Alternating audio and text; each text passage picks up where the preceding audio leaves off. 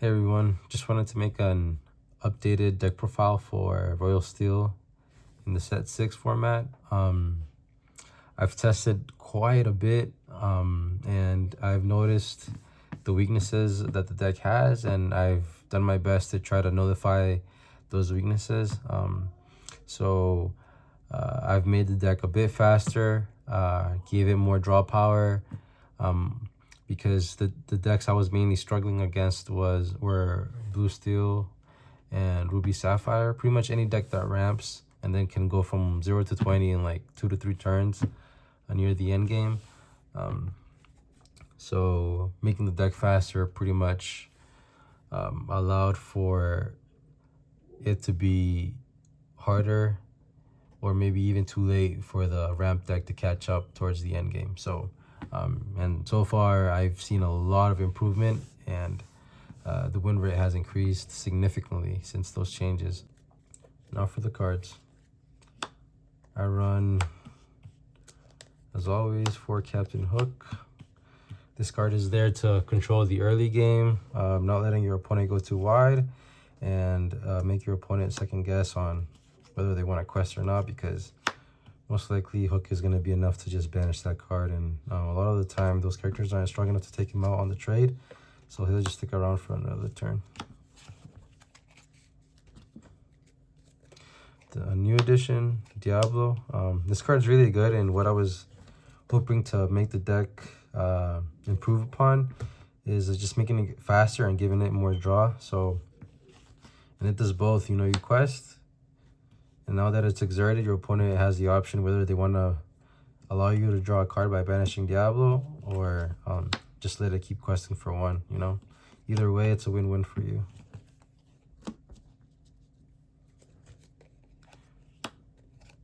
Fire the Canyons.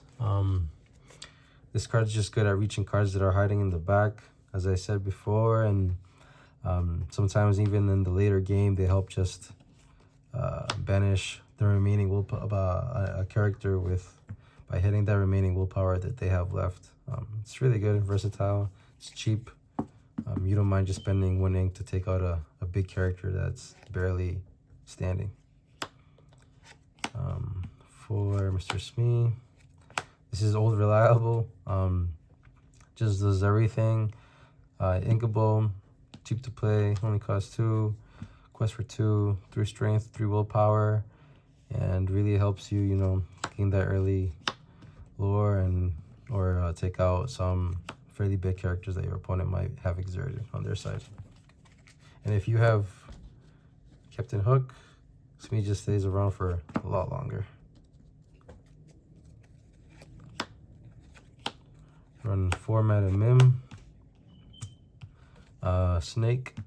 I'd rather see this card in the later game, just because I'd rather see Smee as my 2-drop, since he's more versatile. But Meta Mim Snake for sure in the later game, where I have enough ink to bounce characters, and then they may have on play effects, like especially Goat. In the late game, the Snake and Goat combo is always clutch.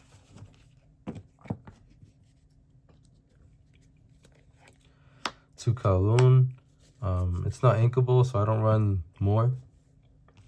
Also, it's not in every matchup where your opponent is exerting. I've noticed that in a lot of the matchups, my opponent leaves their characters ready, because they know that in the later game they'll be able to reach 20 in like no time, like maybe like 0 to 20.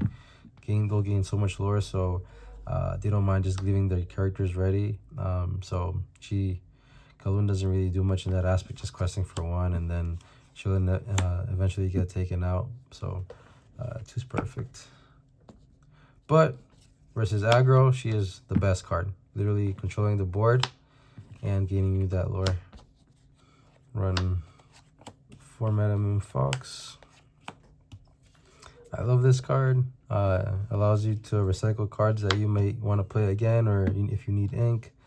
And then she takes out whatever is exerted, most likely. So really good in that aspect. I love the art. I just think this card is insane, and I feel like I'll always run it as long as I run Amethyst. Yeah, it's really, really good.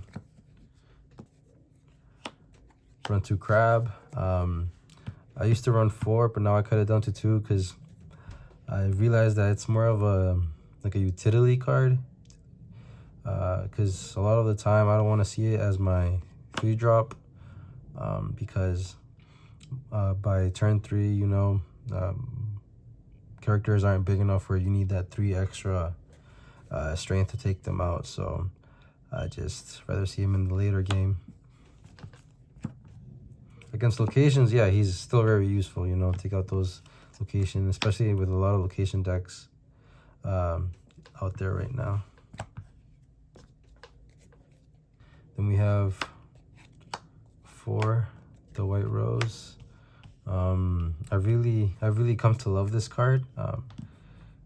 And it's definitely what I want to see on my turn 3.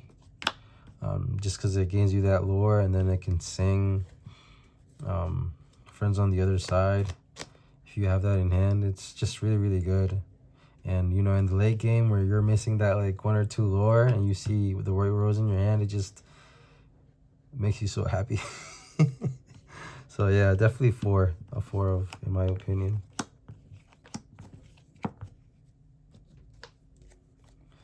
I run 3 Pete. I don't run 4 because I don't want to see him as my 3 drop, but if I do, I don't mind because I know that like 3 or 4, that's around when your opponent is playing like starting to play really good songs that do some damage, either by benefiting them by a lot or just disrupting you. So yeah, 3 Pete is good, especially in the end game. You know, you want to secure that win. You drop a P with whatever else you drop, and then you know that your board ain't getting cleared the next turn. I run 4 friends on the other side. I love singing this card. I hate hard casting it. And we run a lot of 3-cost characters and more, so that's usually never an issue. But yeah, I love drawing the 2 cards and, you know, just keeping up with my opponent's hand draw and keeping my hand healthy. So yeah, definitely good. Because the moment you're able to not do anything by not having a hand, then that's when you start losing, right? I run for the library. This card's really good. Keeps you drawing. You don't mind trading your characters while they're in here, because it's always a +1. So yeah, I run 4 because I know that sometimes your board is clear and those trades are necessary, so you want to get the most value out of those, and that's why we have the library.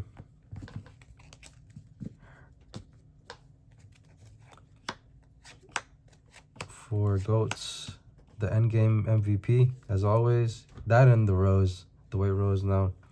But yeah, it's like 4 cards. Let me see. Running, pretty much having 4 goats and 4 White Rose makes the end game scary for your opponent, because if they see one of these, or if they think you have one of these in hand, trust me, they're gonna be nervous. So yeah, really good card. Sneaks those wins. For Genie, again, I was torn in replacing Rabbit because I like the bounce shenanigans, and not minding Rabbit getting banished or sent to my inkwell, because, you know, you still get that draw. But Genie's good because he's evasive, and then he quests for 2, so you know that you're getting much more value while he's in the play than Rabbit. So that's why I made that swap. But yeah, he's been really, really good, so definitely good. Definitely a 4 of. Then along came Zeus. Pretty much banishes anything it hits. A whopping 5 damage. I run 2 because, again, it's not inkable, and I draw enough, well, now even more with Diablos than before, So I'm bound to see it. And it just helps take care of those big characters that you don't want to maybe trade more than one character or 2 characters to take out one of the opposing characters. I play 4 Elsas. Really good in stopping your opponent from winning. Maybe they're like 1 or 2 lure away from winning, and you have Elsa. Play her, exert the character that's in the back that's still wet, and it's gonna win them the game next turn, and then you just take it out.